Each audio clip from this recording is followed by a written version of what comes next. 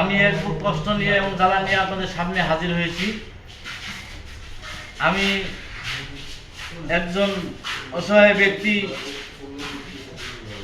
যে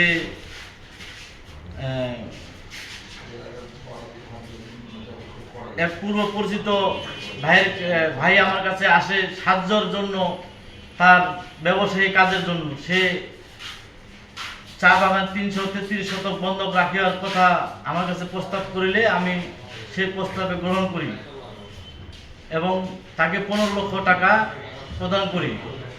আর সেই সাথে আমাকে 300 টাকার সেই স্ট্যাম্পে লিখিত দেয়। গত 13/3/2023 সালে সে টাকাটা আমার হাতে নেয়। গত 12/3/2026 টাকাটা দেওয়ার কথা ছিল।